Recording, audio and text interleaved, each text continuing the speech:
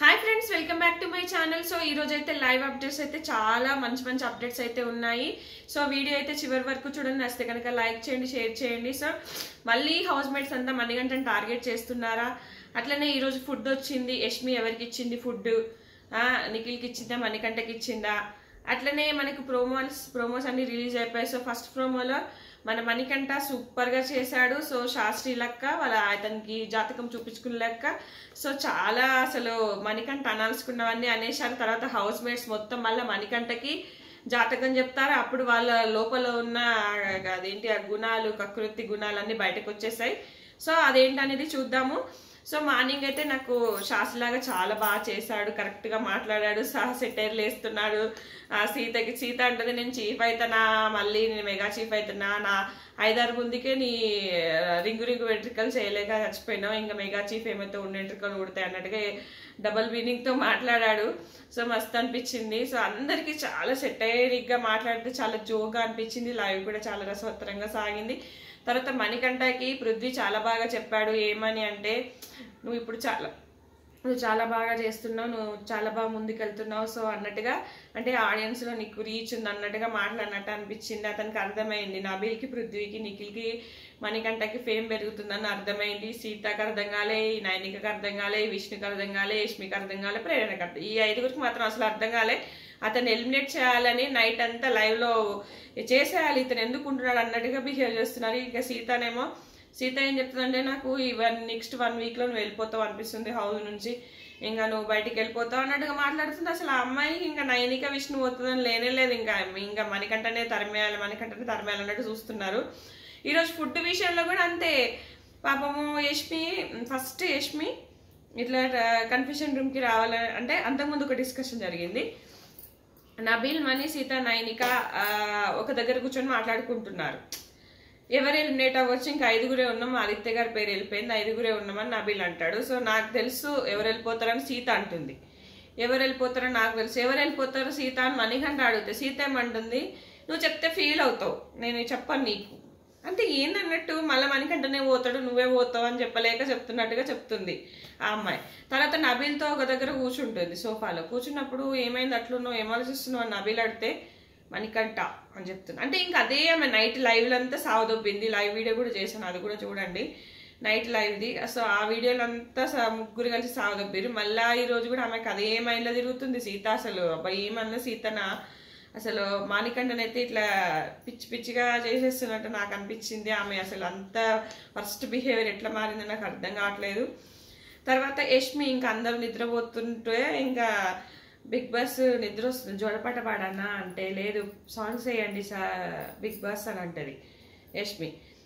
ఇప్పుడు సాంగ్స్ వేస్తేనే మీరు యాక్టివ్ అవుతారా అని అంటాడు. అనగానే ఇక తర్వాతకి బిగ్ బాస్ కన్ఫ్యూజన్ రూమ్ లోకి రా అంటాడు యష్మిని. ఏం చెప్తాడా ఈమె తెలియదు అసలు.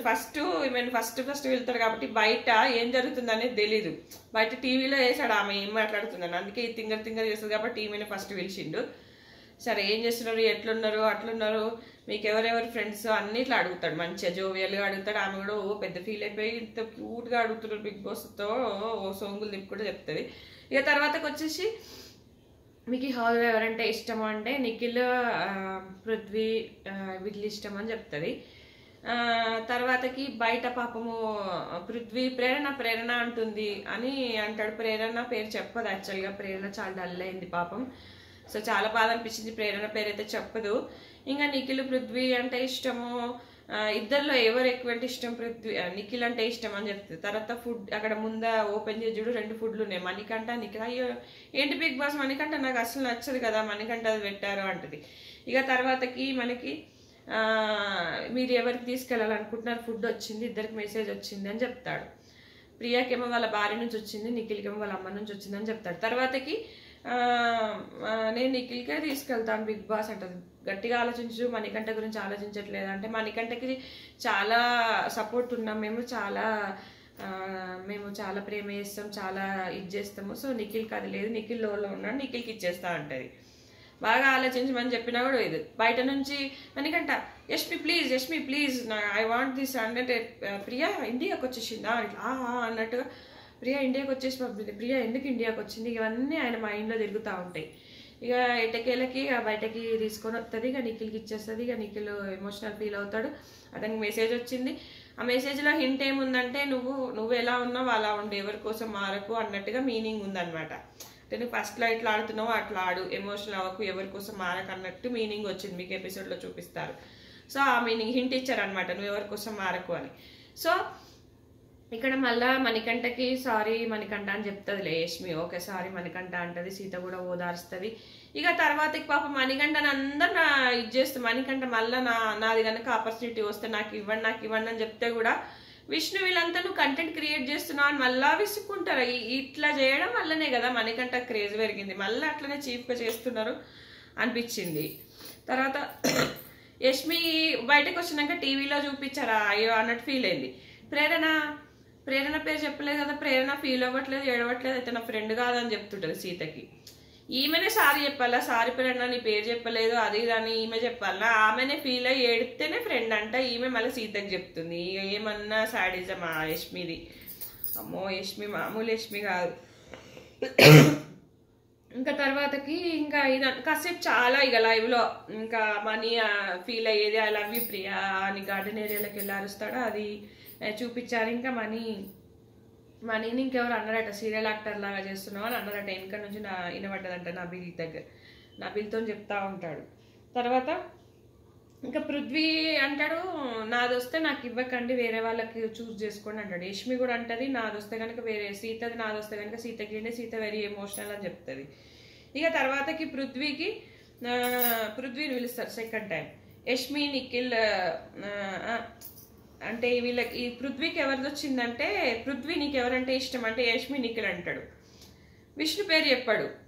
సో మీకు మళ్ళీ విష్ణు పేరు మర్చిపోయారని బిగ్ బాస్ అడుగుతాడు. అని ఇక బయట మనకు వాళ్ళ సీన్లు చూపిస్తాడు విష్ణు పేరు చెప్పట్లేదని.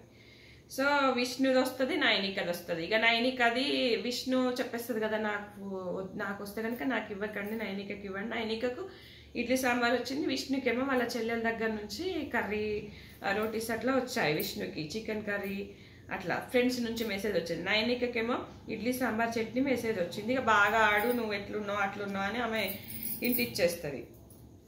ఇక అదే నిఖిల్కి చెప్తుంది యష్మి నాది వస్తే కనుక నువ్వు సీతకి ఇవ్వు అని చెప్పేస్తుంది. తర్వాత మనీ వెళ్తాడు.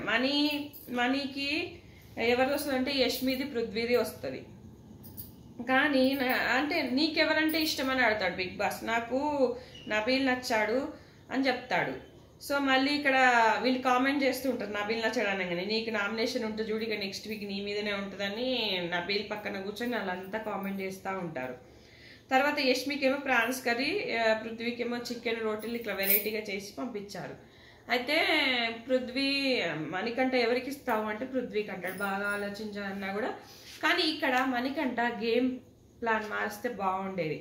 సో మనీకి యష్మి తేలేదు, కానీ ఇక్కడ యష్మికి మనీ తెచ్చుంటే హీరో అయ్యేవాడు, జనాల దృష్టిలో హీరో అయ్యేవాడు. కానీ మళ్ళీ అట్లనే ఆలోచన నాకు ఇవ్వలేదు కదా నేను ఇవ్వని. ఏమంటున్నా అంటే బయటకు వచ్చి యష్మి చెప్పింది తనకు వస్తే నాకు ఇవ్వద్దు అని చెప్పింది అని చెప్తాడు.